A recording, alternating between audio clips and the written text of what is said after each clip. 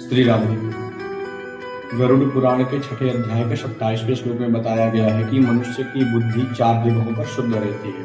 वह स्थान है गर्भे यादो श्मशाने च पुराणे यामतिर्भवेद सा यदि स्थिरताम याति को न मुच्चेद बंधनात्। अर्थात जब जीव गर्भ में रहता है तो वह जब कष्ट पाता है, वहां पर कीटाणु उनको काटते हैं, तो वह कहता है कि हे प्रभु, आप मुझे इस कष्ट से उबार दीजिए, इस गर्भ से निकाल दीजिए, मैं अब की बार आपका भजन करूंगा।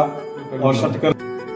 व्याधे अर्थात जब मनुष्य कष्ट पाता है, जब वह कष्ट में रहता है तो अपने बुरे कर्मों को याद करके भगवान से क्षमा याचना करता है और कहता है कि प्रभु, मैं अब की बार स्वस्थ हो जाऊंगा तो सत्कर्म करूंगा, कोई गलत कार्य नहीं करूंगा, जो भी गलत कार्य किया उसका मैं प्रायश्चित करूंगा। श्मशाने, जब श्मशान में मनुष्य जाता है तो वहां पर जलती हुई चिताओं को देख करके वह सोचता है कि जीवन का अंतिम सत्य यही है, जो भी मैं माया बटोर रहा हूं इसका कोई मतलब नहीं है और मैं अब सत्कर्म करूंगा या सब छोड़ दूंगा, जीवन का अंतिम सत्य यही है। पुराणे, जब पुराण सुनता है, भागवत कथा इत्यादि में जाता है तो वहां पर मनुष्य की बुद्धि शुद्ध हो जाती है, भगवान के प्रति आकर्षित होती है और वह कहता है कि जीवन का अंतिम सत्य प्रभु ही है, प्रभु के शरण में ही रहना चाहिए और सत्कर्म करना चाहिए, किसी के साथ अन्याय द्वेष नहीं करना चाहिए। अर्थात इस श्लोक का यह अर्थ है कि शायद स्थिरताम, यही बुद्धि मनुष्य की स्थिर हो जावे, जो बुद्धि उस समय रहती है वही बुद्धि हमेशा रहे, तो को न उच्चेद बंधनात्। अर्थात ऐसा कोई जीव नहीं है जो इस बंधन से मुक्त ना हो पावे